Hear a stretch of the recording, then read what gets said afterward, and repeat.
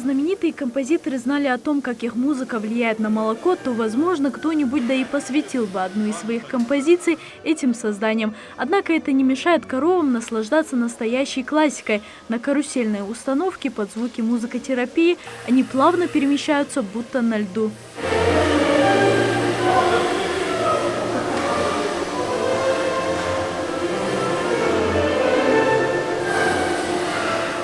Коровы не слушают новомодную музыку. В их список музыкальных жанров, направлений и стилей не входит хип-хоп, шансон или тем более рок. Тонкий вкус этих черно-белых созданий предпочитает более гармоничную музыку. Именно поэтому фермеры при каждой дойке коров устраивают симфонические концерты.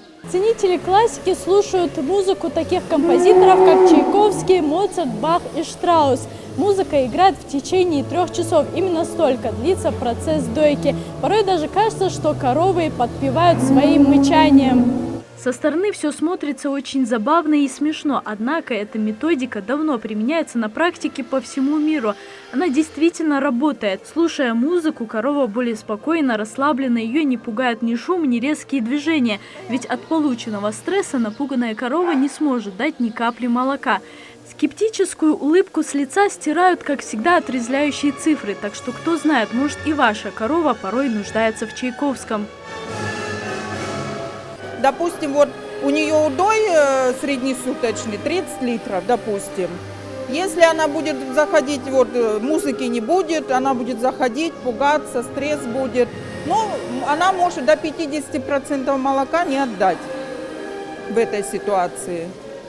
Значит, мы уже литров 15 с нее недополучим. А это если по стаду в общем, это ощутимая цифра получается.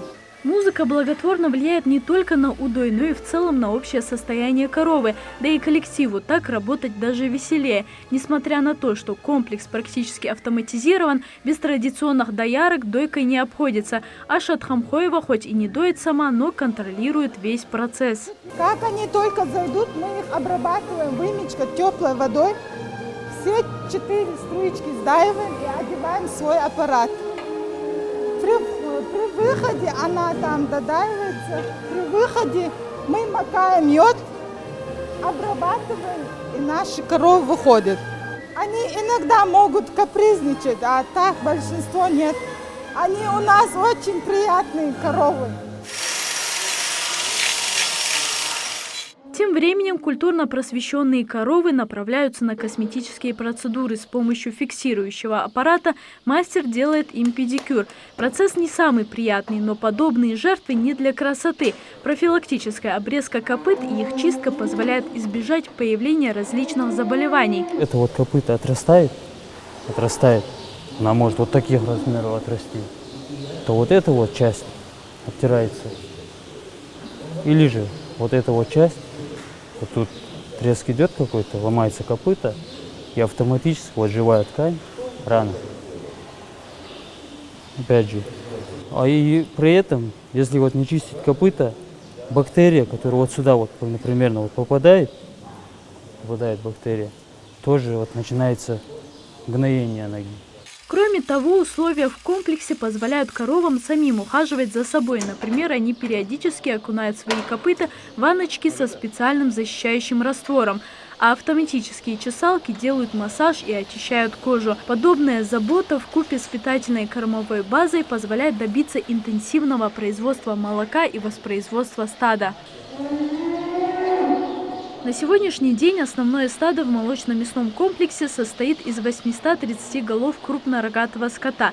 Молодняк составляет более 300 голов и до года более 100 голов. Ежемесячно в комплексе появляется от 35 до 40 телят. Поточно-цеховая система замкнутого цикла позволяет получать молоко круглый год. Мы достигли показателя уровня средней продуктивности, надой среднесуточный удой на фуражную корову у нас составил 27 литров. Это, то есть за воловой надой за год у нас составил 5 миллионов 730 тысяч литров молока.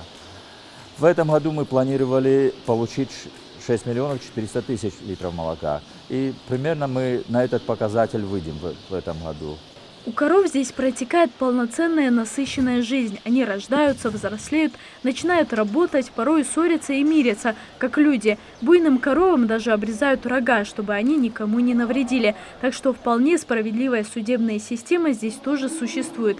В конечном счете коробки с готовой продукцией появляются на полках специализированных магазинов. Теперь уже кажется, что в них не просто молоко, а вся жизнь со всеми ее аспектами. Залина Магушкова, Гапур Чехкиев, Новости 24.